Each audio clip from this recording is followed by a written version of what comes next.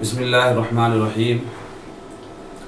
अल्लाह ताला का बड़ा एहसान है कि अल्लाह ताला ने ज़िंदगी में रमज़ान का एक और मौका हम सबको अता फ़रमाया, और ये मौका हम सब के लिए बड़ी गनीमत की चीज़ है कि हम इस मौके से फ़ायदा उठाते हुए अल्लाह रब्बुल इज़्ज़त को राज़ी करें, अपनी आखिरत संवारें और अपनी कामयाबी के लिए अल्लाह ताला की इताअत करते हुए इबादत और आमाल के अंदर अपने आप को लगाएं।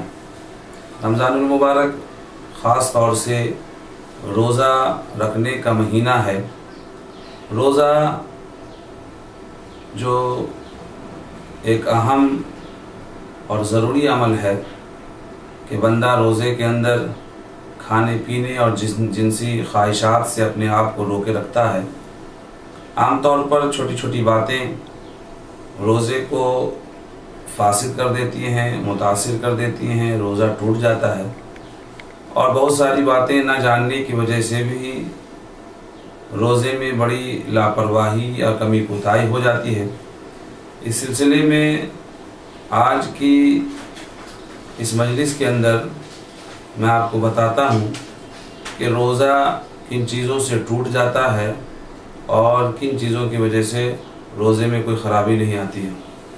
सबसे पहले हम शुरू करते हैं कि हमारे मुंह का हिस्सा है कि रोज़े की हालत में हमारे मुंह के हिस्से में गीलापन होता है, बार बार थूक आते रहते हैं, और मसला हुक्म ना मालूम होने की वजह से दुश्वारी भी होती है।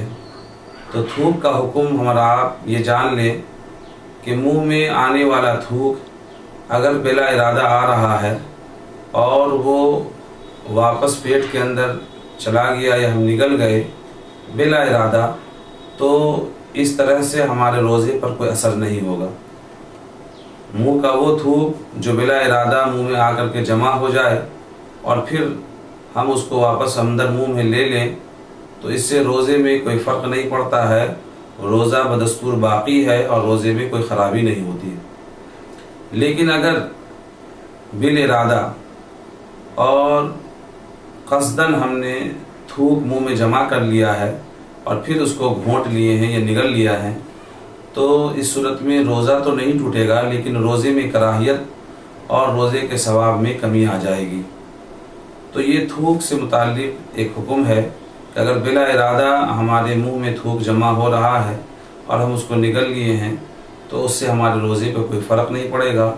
और अगर हमने अपने इरादे से थूक को जमा किया है और फिर वो निगल गया है, तो उससे हमारे रोज़े में कराहियत हो जाएगी और रोज़ा मकरूह हो जाएगा। दूसरा हुक्म आँख के सिलसिले में है कि आँख के अंदर किसी मजबूरी की वजह से दवाएं डाली जाती है। तो जो दवाएं आँख में डाली जाती हैं, उन दवाओं के डालने से रोज़े पर कोई असर नहीं पड़ता है। आँख के अंदर दवाओं के डालने से रोज़े पर कोई असर नहीं पड़ता है। तो ये दो हुक्म अभी आपके सामने बयान किया गया, एक थूक का हुक्म और दूसरा आँख में दवा डालने का हुक्म, कि थूक की वजह से रोज़े के अंदर कोई फ़र्क नहीं पड़ता है और आँख में दवा डालने से भी रोज़े में कोई फ़र्क नहीं पड़ता है। अल्लाह ताला हम सब को अपने हिफ्ज़ व अमान में रखे और अपने रोज़े को खैर खूबी के साथ पूरे करने की तौफ़ीक़ अता फ़रमाए। आमीन।